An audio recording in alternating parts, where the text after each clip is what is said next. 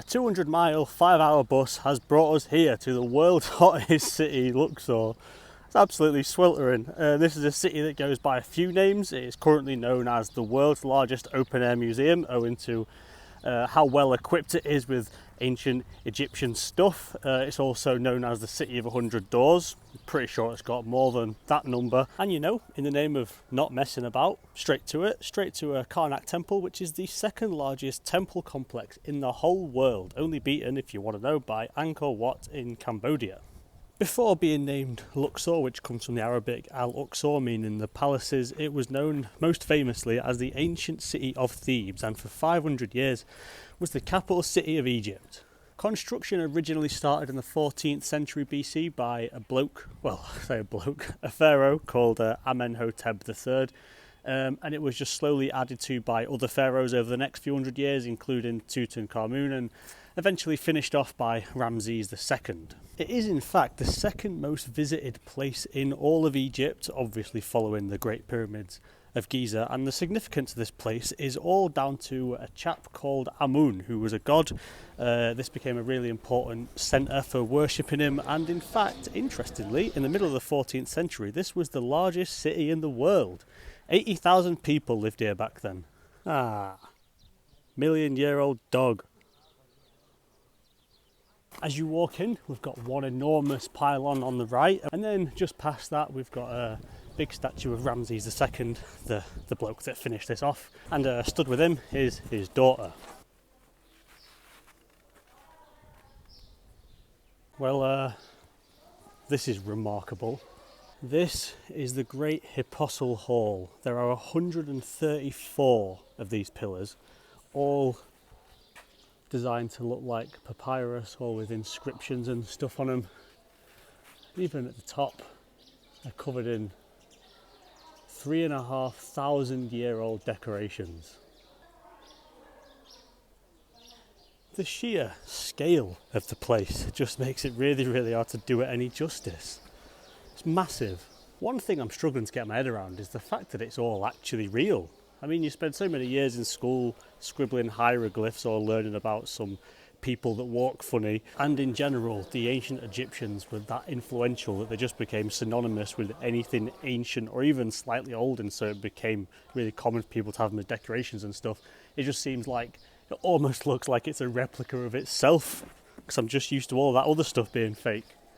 It's absolute madness. I don't get how after this long it can have even the slightest hint of colour to it. How on earth? 134 of them. What made him get to 100 and go, doesn't seem like enough this, let's build a few more, get to 125, not ready yet. 134, bang. That's exactly what we were picturing. Another thing that's mad about this place is that, it's the second most visited site in all of Egypt, and it's just one of enormous and unique historical value. And it's just me out here at the minute, just taking a mooch around the older bits of the temple. If this was in England and it was in Lincoln, say Lincoln had a 3,500-year-old temple, there'd be school trips every day. There'd at least be loads of locals, and yeah, right, there's a couple of busfuls, but it's not mad like I anticipated it would be. It's early afternoon, it's prime time for everyone to be strolling about on a Sunday, and here we are, just kicking about. He's back again, the ancient dog. How on earth has he got up there? What are you doing up there, pal? Around this bit we've got an awful lot of Lego and one enormous obelisk. How have they stood that up? I get building it laid down, but how have they stood it up? Behind me we have the sacred pool. This was used by the priests to do their ritual washing before they started ceremonies, which sounds pretty peaceful and it looks pretty nice. But then you also learn that it was the pool in which Amun-Ra kept all of his sacred geese, and that makes it sound awfully dangerous. And on a side note, I'm not totally sure I'd really want to go for a ritual wash where geese live.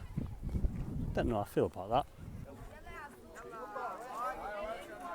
Here's an interesting one for you then. So this statue behind me, just over there, of a scarab beetle, is the largest scarab beetle statue in the world. How about that one? And the reason this lot are running around it like maniacs is because it is thought that if you run around it 7 times anti-clockwise, you have eternal happiness and everything goes well for you, etc. And no, I'm not going to go and partake in that. I feel like I'm having a pretty good time as it is. Feel fairly blessed. Also feel like if I run around it 7 times, I'm going to undo that and then I'm going to be doomed. So I'm going to keep my distance here, chaps. Right, so here I am, looking around this wall or whatever. You know that dog that we saw earlier? It's taking the piss now. Let's just play Spot the Dog. What an idiot. What on earth are you doing up there, pal? Absolutely full of himself as well, look at him. That is a pretty meaty set of legs. And single leg. I'll tell you what, his knee looks like mine feels. I guess it's quite important to have the broken stuff in it. I mean, it's incredible that it's lasted this long at all, but then it makes the really well preserved bits seem even more exceptional.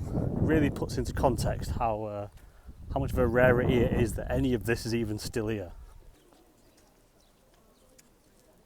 Maybe rarity is the wrong word, given that I'm in Luxor, which is home to 1/3 of Egypt's ancient ruins. But you know what I mean. On a global scale, it's uncommon, and it is absolutely magnificent to see it in the flesh. Anyway, that's about that for Karnak Temple. We could be there for a while, but you know, want to have a mooch around the rest of the city a little bit. And boys, I found the Nile.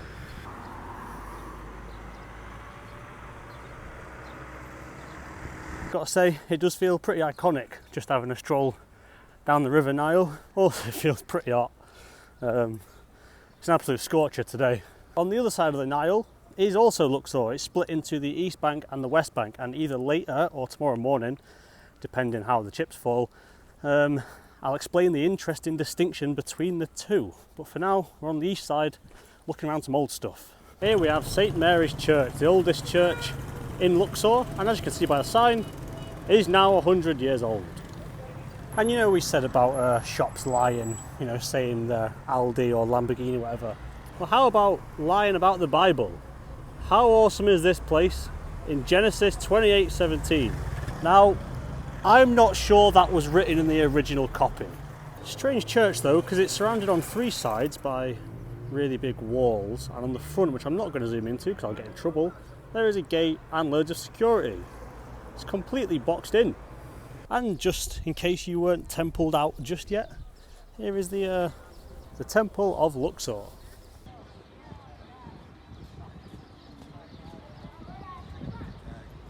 Before we head and have a look around the temple itself, there's just something absolutely astonishing that I want to show you first that relates to where we went earlier. So this is called the Avenue of the Sphinxes, obviously, and it's a 2-mile, I mean obviously I can't really capture this very well, it's a 2-mile long avenue between Luxor Temple and the Karnak Temple where we were earlier, and there are these sphinxes all the way across it.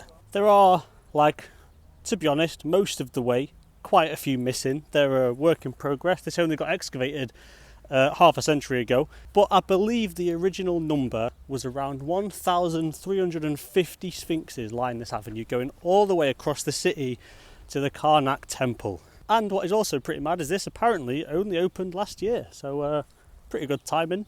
It's also a really important pathway, which we'll get to shortly, because of the reason that this temple was built in the first place. So normally a temple is built, you know, in the name of a god, or because of revering like a dead pharaoh, and they do it in his name. So firstly, just to go back to Karnak Temple, that was built in the name of Amun, who was the god of pretty much everything. He later collaborated with Ra to become Amun-Ra, so basically, yeah, was the god of the universe and the sun. He was a pretty big deal. This one, however, is not really in anyone's name at all. This one was more for the actual, the crowning of kings, and also for certain celebrations. One of the celebrations, the main celebration, was the Opet festival, which is where, when the Nile floods, everyone used to carry massive statues of Amun-Ra and some other important chaps to here, and then have a big festival. On the entrance to the temple, there's a handful of pharaohs kicking about. You've got Tutankhamun, Ramses, Amenhotep, a couple of others lining the front of it. This massive obelisk. Right, this is interesting because there should be two, and in fact there is a second one. It's not been lost or anything. The French have just stolen it to put it in a museum. These are pretty beefy statues. Hard to do them justice. Yeah, they're, I mean, you can't even see the top of it. They're pretty beefy. So as you walk through between the pharaohs, we get into the court of Ramses II.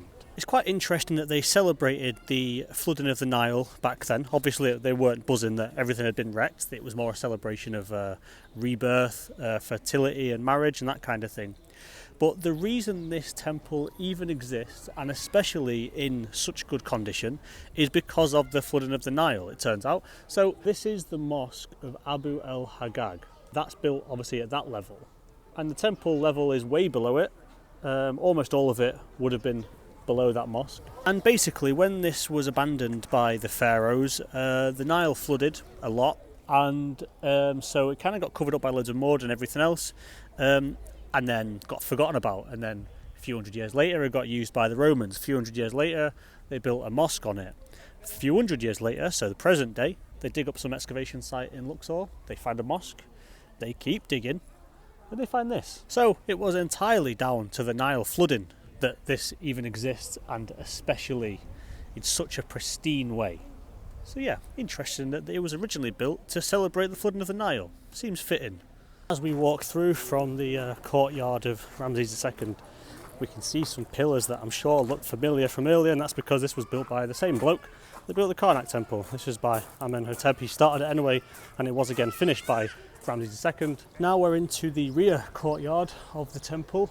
This is where there are three antechambers, like three chambers surrounding the centre bit, and these have some pretty different looking different columns surrounding them. In this back one, the back antechamber, this is what the Romans turned up and converted into a church when the Emperor Diocletian came in about the 4th century AD and made it into a temple worshipping Jupiter. So you can kind of make out where the paintings were on top of this plaster, but under the plaster you've got the original Egyptian stuff.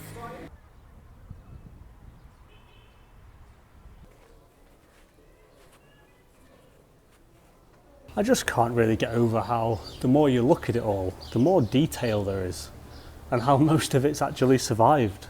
Nearly 4,000 years. And just before we leave, a little side piece about that missing obelisk.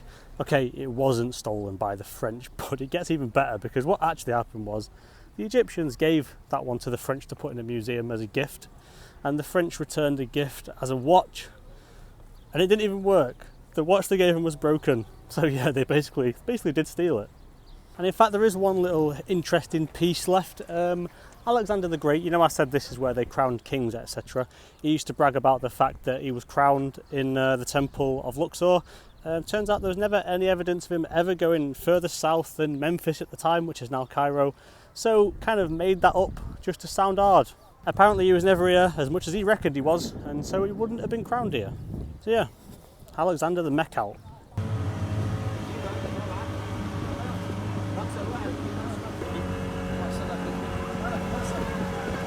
So I've just bezzed across the Nile on a boat to get to the west side where my hotel is.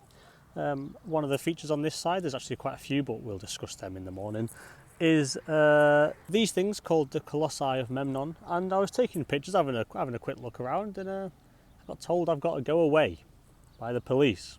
Not particularly sure why. It's obviously a common thing for tourists to visit.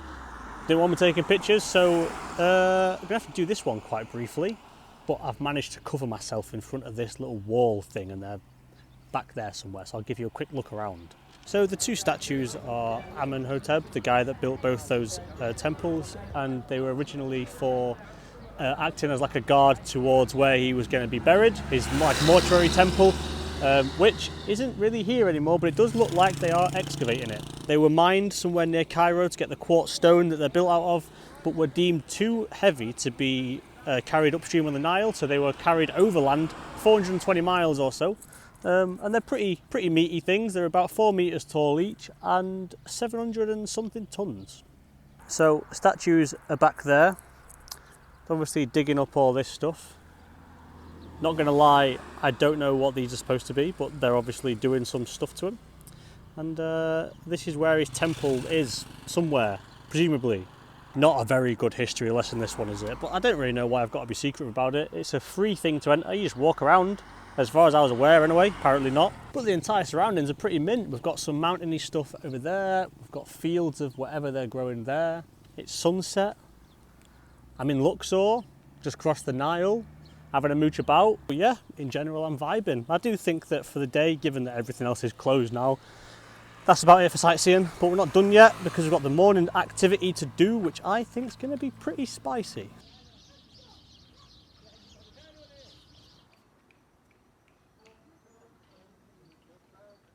But in terms of this video, that is about that. I am going to continue Luxor in the morning, but I've decided I'm going to do these videos day by day, not destination by destination. So for this one, that is about that. And I'm also just absolutely bollocksed. So yeah, we go again to Moz.